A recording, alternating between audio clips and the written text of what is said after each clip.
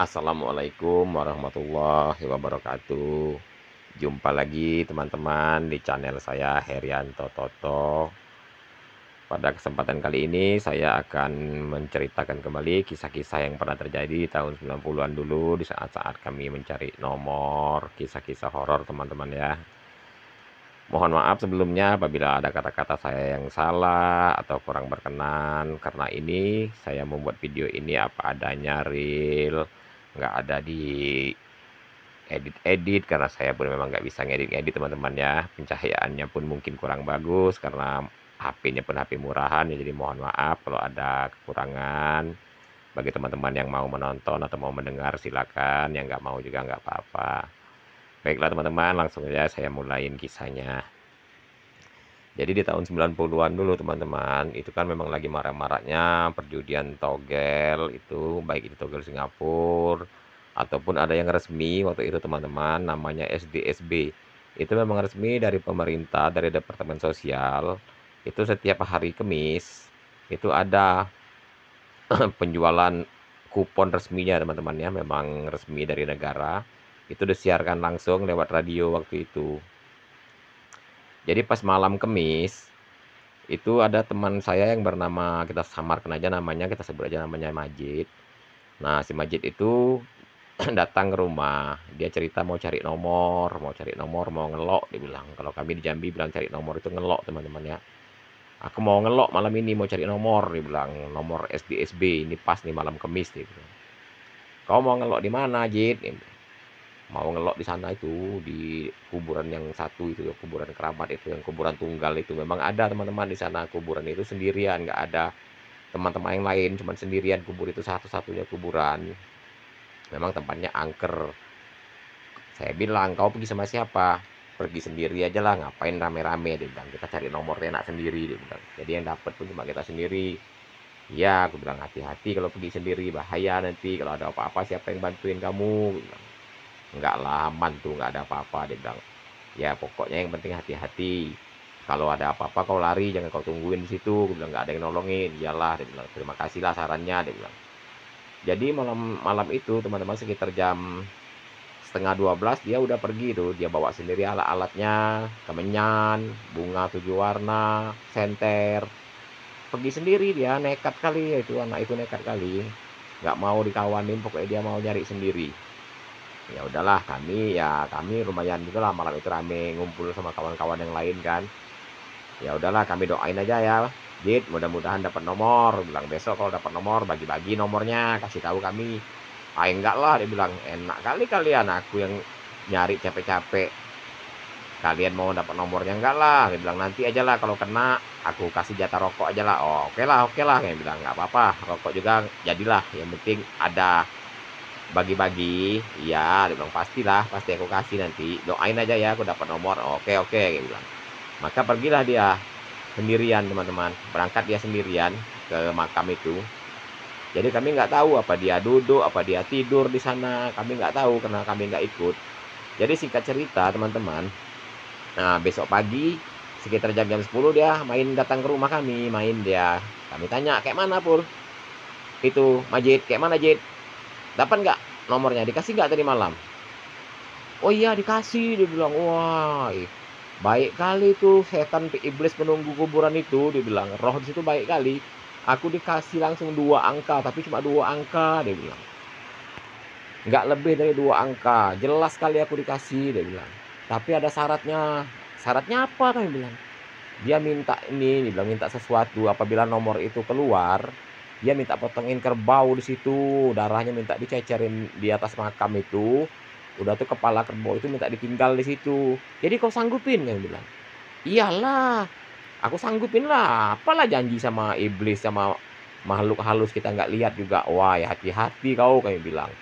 Hati-hati kalau berjanji sama makhluk halus itu kalau nggak ditepatin bahaya kayak bilang gitu teman-teman. Tapi dia malah ketawa, kalian tuh bodoh kali kok percaya dengan hal-hal yang kayak gitu.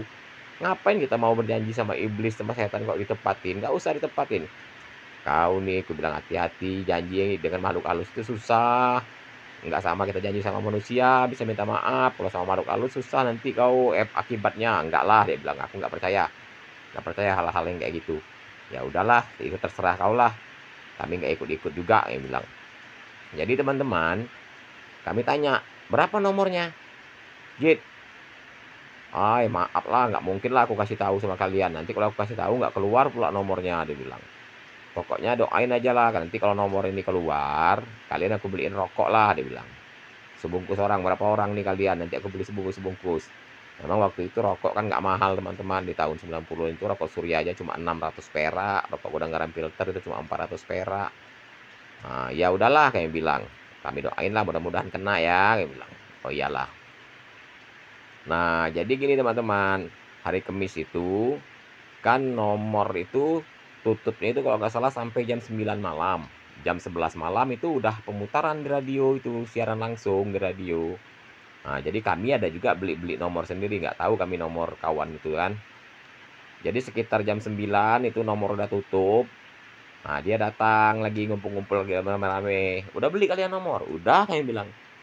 Kau, Jet, udah beli? Udahlah, aku nomor yang dikasih sama iblis sama kuburan itu udah aku beli. Kan udah tutup juga sekarang. Kalian mau tahu nggak nomornya? Dia bilang. Berapa? Aku bilang, ini nomornya. Dikasih 2 angka, 25, dia bilang kan. Ini ya yang dikasih ya? Kayak bilang, iya inilah yang dikasih 25, nggak dibolak-balik, 25 aja. Dia bilang, aku beli. Berapa kau beli? Aku beli cuman 5.000, dia bilang. Jadi kami terkejut teman-teman.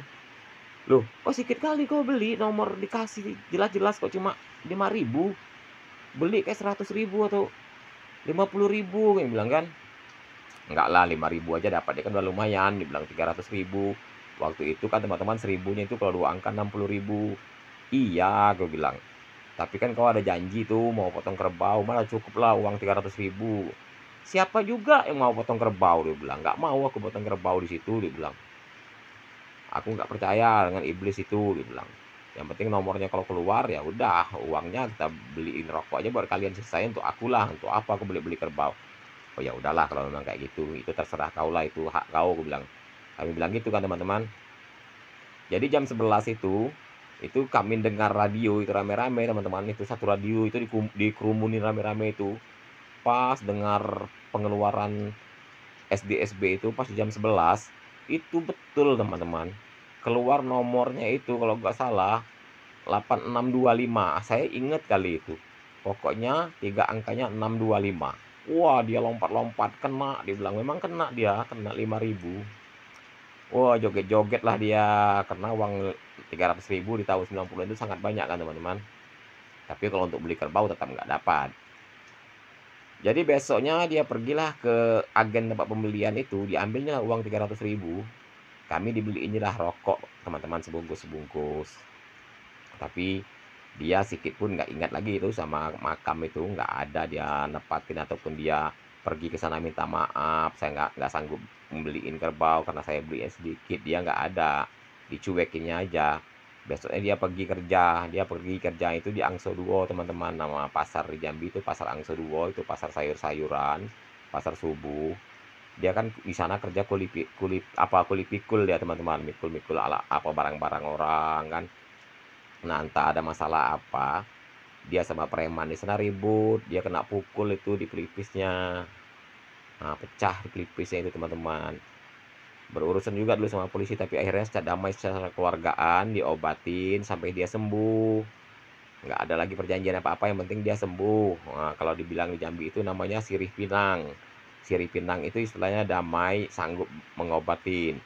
Nah, setelah dia sembuh, udah senormal lagi, sudah nggak ada apa-apa kan. Udah sembuh, dibilang. Jadi tanggung jawab orang yang mukul dia udah selesai karena dia udah sembuh. Tapi teman-teman, setelah beberapa hari setelah dia sembuh itu, dia mulain agak aneh teman-teman. Tingkah laku dia tuh udah berubah dari yang kemarin-kemarin. Udah sering ngomong sendiri, jalan sendiri ke sana ke sini, nyanyi-nyanyi sendiri, pokoknya udah linglung. Nah, lama-kelamaan dia makin parah, akhirnya gila teman-teman, betul-betul gila. Jadi banyak, kawan-kawan bilang dia tuh gila bukan karena pukul itu, bilang kena pukul itu cuman lantaran aja, kena pukul sikit pun, mana ada kena pukul sikit itu gila kayak gitu. Sedangkan orang petinju aja kayak Muhammad Ali kena pukul pecah-pecah muka berapa kali itu nggak gila, dia bilang banyak kok petinju. Itu cuma kena sikit langsung gila. itu tebakan teman-teman yang lain itu karena janji dia sama makhluk halus itu nggak ditepatin, makanya dia sampai kayak gitu. Sudah dibawa ke rumah sakit jiwa, berobat kemana pun nggak bisa sembuh teman-teman, nggak bisa sembuh. Makin hari makin parah, udah jalan pakai celana pendek aja keliling-keliling kampung, kemana-mana dia jalan sendiri, sudah nggak ingat lagi sama keluarga, nggak ingat lagi sama teman, nggak kenal lagi, sudah memang sudah betul-betul gila. Tapi ya akhirnya sampai dia meninggal, kebetulan dia orangnya sekarang sudah meninggal, ya mudah-mudahan lapang alam kuburnya teman-teman ya. Itu memang sampai dia wafat, sampai dia meninggal, dia gila. Jadi itu sekedar pengingat dan pelajaran bagi kita teman-teman ya. Janganlah kita pernah berjanji sama makhluk halus, sama setan iblis.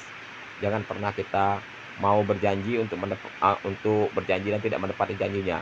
Lebih baik kalau kita memang tidak sanggup menepati janji, janganlah kita beli nomor yang dikasih, lebih baik nggak usah dibeli kalau kita memang memang bakal tidak sanggup menepatinya. Karena sangat berbahaya teman-teman ya, karena kita sudah berikrar sama makhluk halus itu kalau nggak ditepatin, pasti ada efek sampingnya bagi kita. Jadi buat teman-teman di luar sana yang mendengar kisah ini, jangan sampai terjadi, jangan mencoba-coba berjanji sama makhluk halus, itu sangat berat akibatnya teman-teman ya. Saya kira sampai di sini aja dulu kisahnya teman-teman, ini kisah nyata real, nggak direkayasa, nggak dibuat-buat, ini betul-betul terjadi. Sekali lagi saya mohon maaf teman-teman apabila ada kata-kata saya yang kurang berkenan, karena ini saya ngomong apa adanya, nggak ada alat-alat bantu, nggak ada diedit-edit, langsung aja saya ngomong apa adanya teman-teman ya. Sampai di sini dulu. Wassalamualaikum warahmatullahi wabarakatuh.